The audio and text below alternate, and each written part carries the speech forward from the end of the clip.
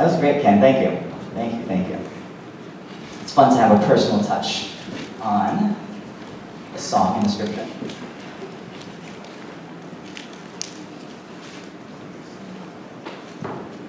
So, I'm up here for a third Sunday in a row because someone is not here.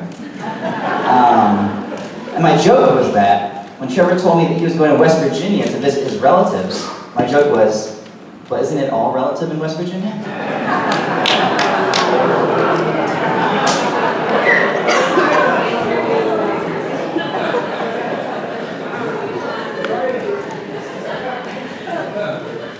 That could take a long time visiting the whole state. I mean, sorry. Anyway, last week we were talking about money. It's everywhere. Money this, money that. And I just want to recap. Oh, so this is my title for this week. And I did this. I chose this mostly because Joy didn't think I should name it that. But I named it that. Putting the hip in stewardship. So we're gonna get hip today. All right. Last week, this is what we talked about. Money is not good or bad. Money is amoral. Money is a tool. I was up here with my hammer, Eric's hammer, and was saying that money can be used for good or evil. But what we need to really get into our heads is that God is the owner of all of it. And we're going to talk about that a little bit more today. And we saw how from that passage that Ken sang, money, the way we use it and the way we interact with it, the way we desire it and chase after it, the way we spend it and allocate it, it really is an insight, a window opened into our hearts to show what we truly value, where our treasure is. Where our treasure is. And Jesus said, there will your heart be also. So I challenged us last week to worship God with our money.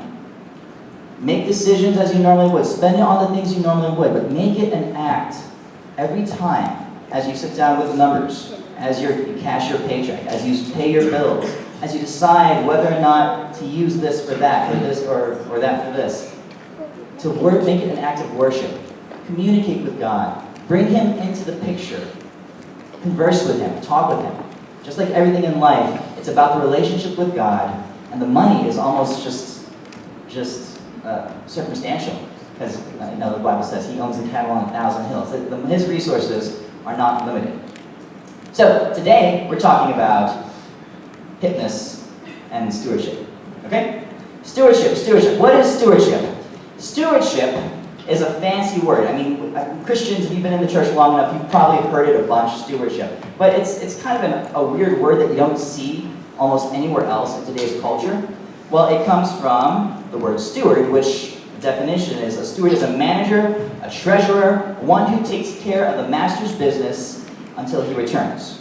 Someone who's been entrusted with everything. To caretake, to provide for. I mean, people house sit for other people nowadays. Our teenagers probably house sit for you. And when you go on vacation and you give the keys to your house over to a young person or a teenager like Kirsten right here, right? Yeah, Kirsten does it all the time. Raise your hand, Kirsten. If you need a house sitter, by the way, Kirsten is... No? Okay, never mind.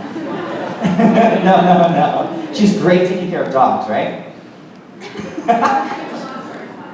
She only lost hers once. Good.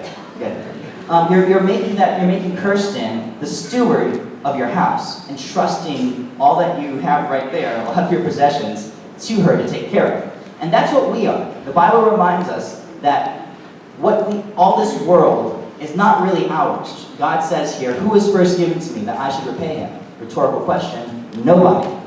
Whatever is under the whole heaven is mine. All right? He says similar in Psalms. The earth is the Lord's and the fullness thereof, the world and those who dwell therein. Everything in this world belongs to God. Now I want to drive this home. I want to take a few minutes here to really drive this point home. Because I think we can think that, and we can go, oh yeah, that's probably true. And even agree with it. But for us to actually feel it, and more importantly, run our lives according to this truth, is a different story. Everything that you have, everything that I have, belongs to God. And I only have it because of His goodness. The clothes on your back. You feel them? You feel the clothes? Go ahead and touch them. Those are God's. They're not yours. The money in your wallet. Feel that? I don't know how much is in there. Alright? Little or a lot. That's God's. That's not yours. The food in your stomach that's nourishing you and running your body, that's God's. It's not yours. The air in your lungs, that breath you just took, that's because of the goodness of God. You're not entitled to it. He gives it to you out of His generosity, out of His care and His desire for you to flourish and to be His child. That home you return to today after church is done. That job that you go to tomorrow and work and toil and labor in or make do. You know, that family that you provide for, that you care for. Those are all there solely because of the love and goodness of God. It is not ours. Now you might say, now hold on a second, Sonny. I'm a self-made man. I fought for everything I own and it's mine. Who here was thinking that? I would say to you, thank God, praise God you're a good worker and that you were born in a place that rewards good work. But it doesn't matter how hard you've worked. It doesn't matter how smart you are or how lucky you are. You did not earn what you have. You did not fight for it, and you definitely don't deserve it. It is because of the goodness of God. Amen? Amen. All that we have is God's. Period. So, we are His stewards. We are His caretakers, His house sitters for a brief amount of time. And that time that we have this stuff in our hands, this money that's ours, this air in our lungs, this time that we have here, that amount of time is brief. It's fleeting. You know, James says that it's like a mist that vanishes. It's like the blink of an eye. Or for the teenagers up there, how many teenagers are still out there? 1, 2, 3. Okay, the rest went downstairs. Or because it can all, we know down here, we all know that it can all be gone like this. If you get this reference, you're in the loop. If you don't get this, I pity you because you're missing out on one of the biggest culturally valuable things in Star Wars. Yeah, but I know what you told me. You guys up there get it, right? Yes. Okay, good. So, stewardship. What is stewardship? Good stewardship, biblical stewardship, does not mean you are rich. Okay? It does not mean you're rich. I mean, you could be the most wealthy person in the world. You could have access to everything, all the power, all the fame, and still be a foolish, selfish, and anxiety-filled wreck of a person. Just because you're rich does not mean you're a good steward. All right? Good stewardship is about using the resources that you've been given. It's not just money, but money is a big one because that's how we, like we talked about last week, that's how we put a number on all these resources that we have. But it's about your time. It's about your abilities and your talents. It's about your gifts and your passions. God has given you these things, and He wants you to build and invest in heavenly treasures. All right? That's what good stewardship is. And good stewardship is about living life and doing things in this world God's way. Our way is this: get, win, backstab, undercut, add it all up, I'm the winner. God's way is give, save, don't think, don't worry about tomorrow. Trust. He who gives his life away, he gains it. All right? God's way. So today we're going to hop, skip around the Bible and look at some practical principles of stewardship. This is, and we'll be talking about money mostly, but the principles of generosity and management really do apply to all these other areas like time and passions and energy and those kinds of things. But this is one of my, this is one of my areas of interest. For the past over 10 years, I've had the privilege of spending time with people in the church who need help managing money, and a lot of our conversations boil down to this kind of stuff. How do we better and practically manage the money that God has given to us to utilize, to steward? So, questions for the crowd. Raise your hand if you are by nature a spender. If money kind of burns a hole in your pocket and you turn around and you look and oh, it seems to be gone. No, y'all are lying. Y'all are lying. Raise your hand if you are by nature a spender. All right, I see some people out there whose hands should be up. All right, raise your hand if you are by nature a saver. Okay, cool. If you go ahead and raise your hand again, savers. All of you spender people, look around you. All right, if you see a saver next to you, I want you to jab them in the side and say, "You need to have more fun." Okay, good, done. All right. I am by nature a saver. All right, I'm pretty darn bad. I like to conserve onto things, the smallest, dumbest things. My wife thinks I'm crazy. So, for example, when like a tube of toothpaste, right? I'll use as little toothpaste as possible, right? So make sure the tube lasts longer, and that may or may not extend to toilet paper as well. I have when we got married, 12. What? That makes sense, right? Yeah, you use as little as possible to make sure it lasts longer. When we got married 12 years ago, almost 12 years ago, my brother gave me a little bottle, a few ounces of cologne, right? It was my favorite, right? And that was the only bottle of cologne I had, I'd ever owned. He gave it to me as a wedding present, right? And now, 12 years later, I've used maybe a quarter of it. It's still sitting in my drawer because it's only for very, very special occasions. And I want it to last. At the rate I'm going, it'll make it until I'm Bud's age. Lord willing. But I am by nature a saver, all right? And so when I was a child, the story that comes to mind, I like to have things, right? I couldn't have been more than 6 or 7 years old, as memory recalls.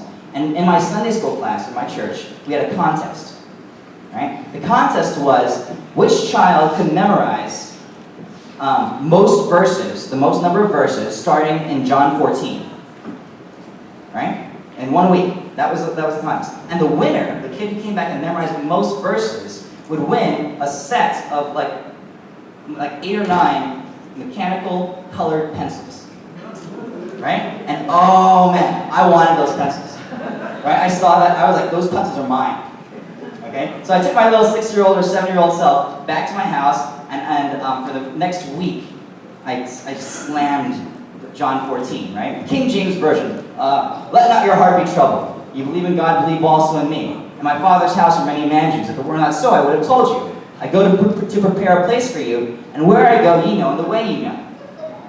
Thomas said unto him, Lord, we know not whither thou goest, and how can we know the way? Jesus saith unto him, I am the way, the truth, and the life. No man cometh to the Father but by me. Right? And on and on and on for the rest of the chapter. And then part 15 as well. Right? I came back, I won the contest, and I grabbed those pencils, and I was like, yes, they're mine. And one of my only other memories is that my cousin, her name was Faith, she was also in class. Man, she really wanted the pencils. And she came up to me afterwards, and I had the pencils, right? And she came up to me and she said, Mark, I tried really, really hard. I really wanted those pencils. And I gave her the little boy equivalent of, too bad. I went home and took my pencils home and promptly put them in my safest spot and proceeded to never use them. Because they were too valuable. I drew a lot as a kid, but I would use all these other pencils and crayons if I wouldn't use the pencils that I had won and worked so hard for. That's my personality, okay? You might call me a Scrooge, you might call me a stingy person. My wife calls me other things.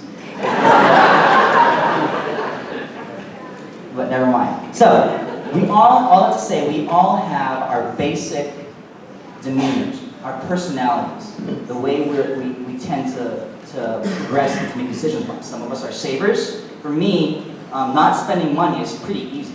Some of us are spenders. They have more fun. My wife has lots of fun. But you know, money can sometimes vanish. But what I'm saying here is that there are principles that are laid out in the Bible for all of us to live by and all of us to follow. And we're going to try to move through this. Number one, principle in the Bible. Number one, save your money. Save your money. All right? Proverbs, the writer says, "Go to the ant, you sluggard." Look at him.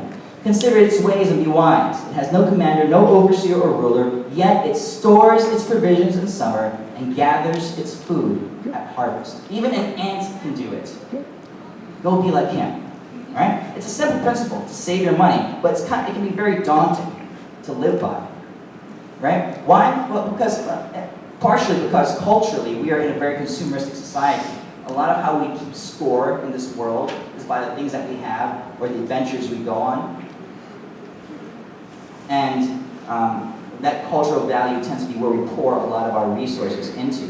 And have you ever noticed that as time goes by, and as you make more money, you get a raise, or you get a better job, or something like that? Have you ever noticed that your lifestyle tends to inflate, like almost without even like subconsciously? Have you ever noticed that? Raise your hand if you noticed that. Your lifestyle tends to inflate. Like, wow, I'm going to make a little bit more money, and all of a sudden, the next month, like, wait, where was that extra money? I bought some nicer stuff. I bought some nicer food. I drive a nicer car. I spend more money on my hobbies. Here's how you do this. Very simple, just common sense. Spend less than you make. If at some point in your life you were able to make it by, to live on less than you have right now, you could probably do it again. Now, our culture is not very good at this. The average right now, just as of earlier this year, so according to CNBC, is that the average American is over $4,000 in credit card debt, and which equates to like $1.4 trillion nationally. Americans as a culture are not good at this. 1/3 of Americans, when surveyed, said that they would be worried that they would max out their credit card if they had to make a major purchase of $100 or more. Right? People in general in this country are running a very ragged line, living paycheck to paycheck. And let me tell you, that is not a way to live. That is not a way to be a good steward. The wise man, the wise person, stores up for the future, makes plans, and we'll see some scriptures as we move on into that concept. But I just want to put that thought in your head. You can probably live with less. I almost guarantee it, especially in today's society. You can find deals, you can work harder, you can live on less. And what would it look like if you lived on 75% of what God is giving you every month or every year, and you took that 25% extra and did something that really aligned with your personal values better? It could be investing in your future. It could be caring for your children. It could be giving to somebody who needs it, or to a cause that needs it. What would it be like if you could have those resources to really direct and press hard into eternal, heavenly investments? You know what? We can do it. We can all do it. I know we can. Because we've probably done it before.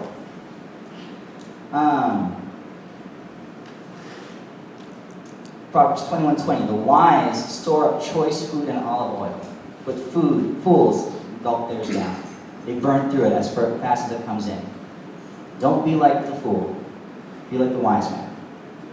So one way, a really good way to do this is, number 2, live on a B word. Now my kids my oldest son is 6 years old, and he came to me earlier this year and said, "Daddy, I know the B word." I said, "Oh, what is the B word?" And he said, "I can't tell you, you're an adult." So, to a lot of people, this word is a bad word. But live on a budget. Okay? Now, budget is basically a plan. That's all it is. It's a plan. And Jesus talks about it here. He says in Luke 14, suppose one of you wants to build a tower, for example. Won't he first sit down and estimate the cost to see if you have enough money to complete it? For if you lay a foundation and are not able to finish it, everyone who sees it will ridicule you and saying, this person began to build and wasn't able to finish it. Or suppose a king is about to go to war against another king. Won't he first sit down and consider whether he is able with 10,000 men to oppose the one coming against him with 20,000? If he's not able, he will send a delegation while the other is still a long way off and will ask for terms of peace. Now, Jesus was talking about this being common sense of the day. Everyone thinks this way, right? He said, so apply those principles to your spiritual life and live and give. Die to yourself daily. Be a real member of the kingdom. That's kind of what he was saying in this passage. But he was referring to this common sense wisdom. Plan ahead. Look to the future and say, this is coming. This is what I should do. Be in control of your money. Don't let your money control you. Remember, no man can serve two masters. You will either serve God or serve money. And if your money is running you, if you run into every month and you're like, bang, bang, bang, we did this, we did that, and then all of a sudden at the end, oh no, where did it all go? And there's 10 days left in the month, and now we're living on a shoestring, right? I'll bet your money is controlling you, not you controlling your money. Just very simple. Sit down before the month begins, take your money that you have coming in, write down the things you need to spend it on that month, prioritize the most important ones at the top, the stuff you need to live, food, clothing, shelter, transportation, insurance, those kinds of things, put those at the top, and start spending your money, subtracting from the total, until you run out of money. And when you run out of money on paper, stop spending. And then, once you have your plan in hand, then you say, this is what I'm going to do this month. This is where I'm going to tell my money to go this month. Every dollar has a plan, has a name, every cent has a direction it's going to go, and I'm going to go out and do it. And that just becomes like the huddle before the month, before the play begins, and then the month starts, and you execute the play. It's a very simple way of looking at it. Very simple. If you want more information on this, I'd be happy to sit down with you and talk to you. I can be kind of a nerd about it. But what I would say is, in your finances and in your plans, please make sure that you make room for saving and for giving. Give and save. Because our money and how we use it is a very spiritual activity. Like we talked about last week, it reveals your heart. It reveals what you really value. So please, make room for saving and for giving. Number 3. What's number 3? Oh yeah, avoid debt. Proverbs 22, verse 7. The rich rule over the poor, and the borrower is slave to the lender. Now, debt is not a sin. Being in debt is not a sin, but it is a danger. Everywhere in the Bible that talks about debt, and it does quite often, debt is always referred to as a curse, as something you don't want to be in. Want to give someone power over you, to incur a risk that could take you down. Right? I'm not saying you will go to hell if you take out a loan. No, by no means. But there's a difference between salvation, good righteousness and sin, and wisdom and folly. Right? Being in debt in biblical terms is dangerous. Okay? So what do we tend to be in debt in this society? What are some things that people tend to... Mortgages. Student loans, big one. $1.5 trillion student loans right now. What else? Cars. Oh, cars. If you like flushing your money away real fast, buy a new car. Credit cards. I heard someone credit cards. Credit cards, like I said, over $1 trillion nationally. And right now, interest rates on credit cards are higher than ever. The average credit card balance holder is paying over 17% interest rates on credit cards. Blows my mind. Just be careful. Be careful. It's hard to get ahead. It's not impossible, but it's hard to get ahead if you are falling into the trap of debt.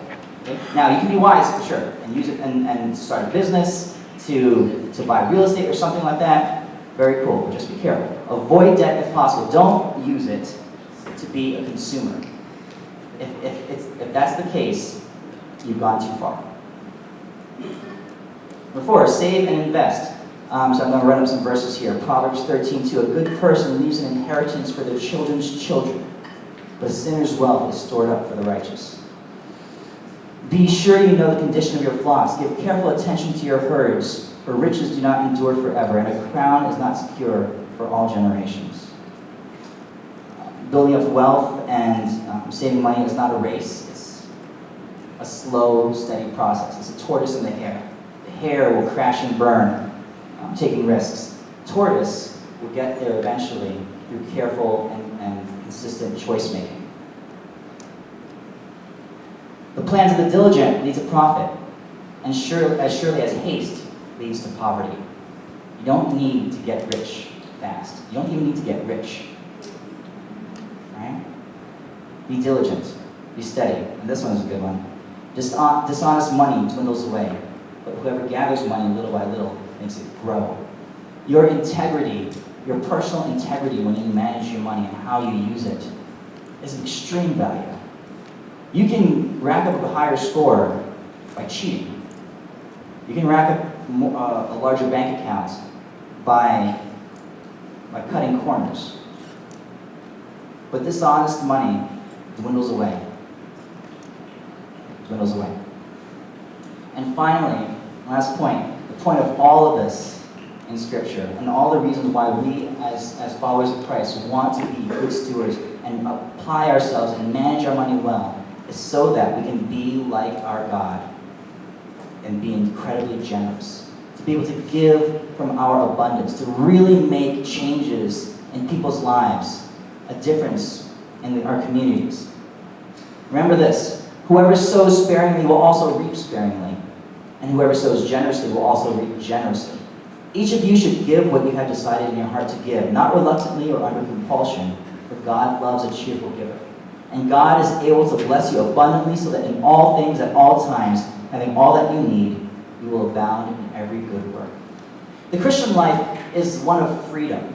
It's not one of slavery. And I have encountered many, many followers of Christ who have been under chains of financial stress.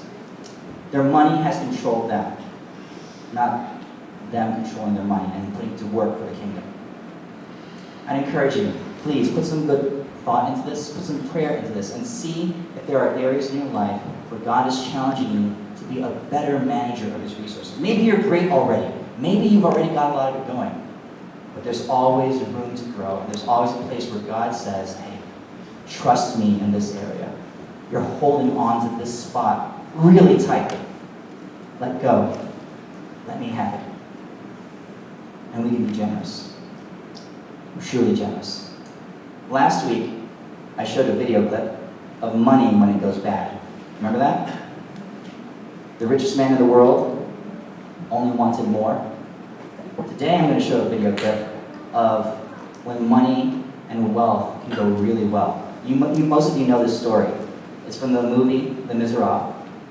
The story is of Jean Valjean, who is imprisoned and let go, released from prison under parole. And he's given a yellow card. The yellow card brands him as an outcast, as a former convict, as a criminal.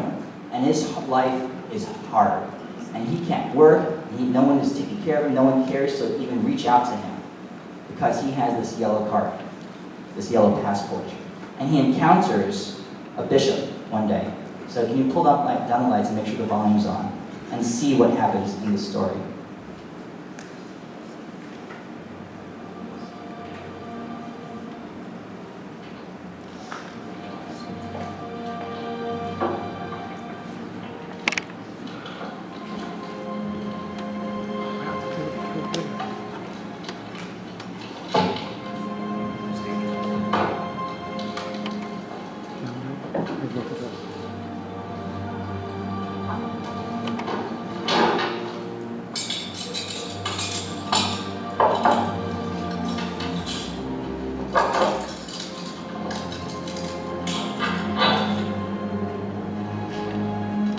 Is anybody there?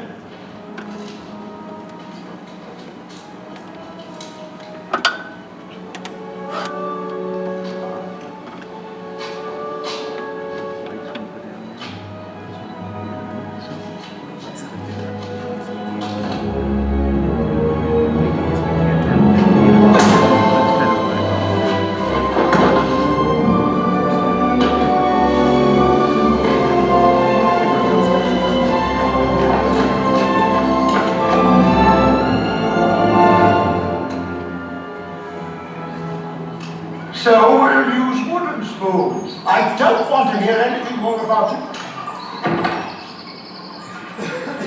I'm sorry. sorry to disturb you, Caught him. but I have my eye on this man. God. I'm very angry with you, Jean Valjean. What happened to your eye, Monseigneur? Didn't he tell you he was our guest last night? Oh, yes. After we searched his knapsack and found all this silver, he claimed that you gave it to him. Yes? Of course I gave it to you. But why didn't you take the candlesticks? That was very foolish. Madame Gillot, fetch the silver candlesticks. They're worth at least 2,000 francs. Why did you leave them? Hurry. Monsieur Valjean has to get going. He's lost a lot of time. Did you forget to take them? Are you saying he told us the truth? Of course. Thank you for bringing him back. I'm very relieved. Release him. You're really letting me go? Didn't you understand the bishop? Madame Gillot, offer these men some wine. They must be thirsty. Thank you.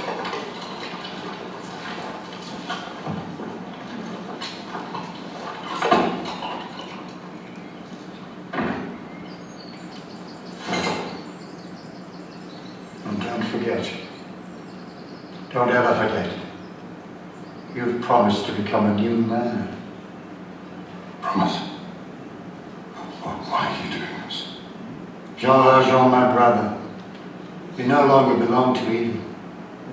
With this silver, and what you saw, I've ransomed you from fear and hatred. And now I give you back to God.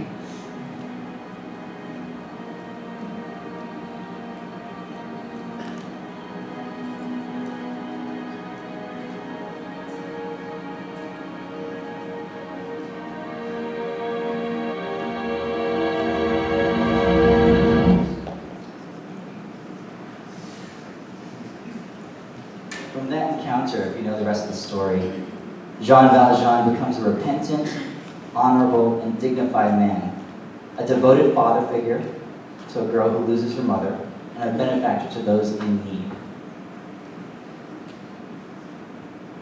God can use what we have to do incredible things for His kingdom. And He calls us to be generous. He calls us to be free with the resources He's given us to manage.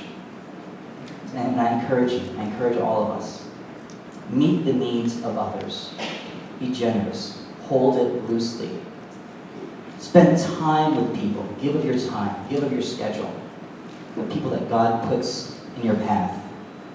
Give to things that are righteous and true. Give to your church. Give to the organizations in town that really pursue gospel and kingdom work. Tip your waitress well.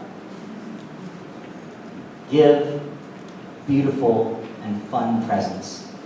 Let the world see what the people who follow Jesus and hold what they have with open fists, open hands, can do. Let's pray. Lord, you are good and the source of all that is good. Please show us, Lord, the areas in our lives where we are weak and fearful, where we are selfish, where we are prideful. Lord, help us to be more like your Son. Teach us, Lord, to let go and to trust. Give us opportunities, Lord, to help others, to invest in eternal riches. And Lord, give us the discipline and the behavior and the character, Lord, to be good stewards of what you've given us to manage. We love you, Lord, and we praise you in Jesus' name. Amen.